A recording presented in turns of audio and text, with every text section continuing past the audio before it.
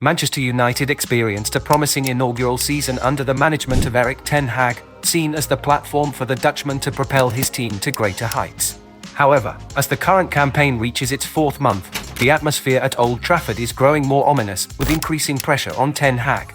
Securing a third-place finish in the Premier League, clinching the Carabao Cup, and reaching an FA Cup final were viewed as significant milestones for United under the former Ajax coach. Despite these accomplishments, the anticipated progress has yet to materialize. In this video, we examine the key factors contributing to their current situation and whether they find themselves in a worse position compared to the same stage in the previous season. The striker dilemma. In the previous season, Manchester United secured a third-place finish, yet they faced challenges in scoring, registering the fewest goals, 58, among the top 6 teams in 38 games. Despite the acknowledged need for an elite striker, particularly evident by ranking second in big chances missed, with 71, the club prioritized signing a number 9 for the new season.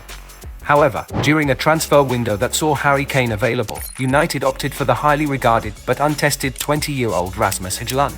Although Højlund has shown promise with 5 Champions League goals, he is yet to score in the Premier League. United contends that the acquisition of Kane was never a feasible option due to financial considerations and Tottenham's reluctance to deal with a Premier League rival. Consequently, for a second consecutive season, United is grappling with goal-scoring issues, having netted only 16 goals in 14 league games, the lowest among the top 10 teams and just one more than relegation-threatened Everton and Burnley. What's going on with Marcus Rashford? Tied to the Højlund situation is the decline in Marcus Rashford's performance. Despite scoring 30 goals across all competitions in the previous season, Rashford has only managed 2 goals in the current season, one of which came from a penalty handed over by Bruno Fernandes. Rashford's diminished goal-scoring output puts additional pressure on Højlund. Ten Hag has frequently substituted Rashford during crucial moments in matches, indicating a noticeable drop in form compared to the previous season. Rashford's preferred position on the left of the front three has been compromised this season, either due to his stint as a centre-forward in Højlund's absence or being placed on the right because of Alejandro Garnacho's strong performances. There's a concern that Rashford may struggle to overcome his goal-scoring droughts, as seen with his modest tally of 5 goals in the 2021-2022 season. Given United's needs, they cannot afford another season with Rashford's limited offensive contribution.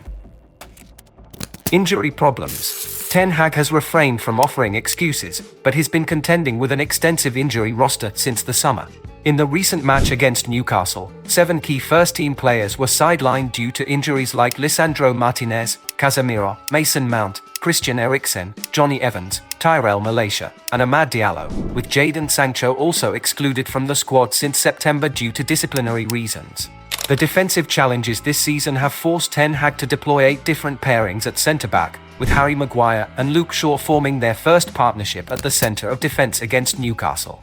Additionally, he has utilised 5 different players at left-back, including Shaw, Sergio Reguilon, Diogo Dalot, Victor Lindelof, and Sofian Amrabat.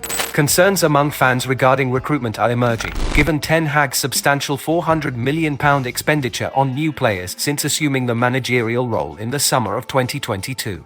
However, Ten Hag could argue that he hasn't had his ideal starting 11 available at any point this season. Are United worse off than last season? Manchester United's performance in the Premier League after 14 games this season closely mirrors their standing at the same stage last year.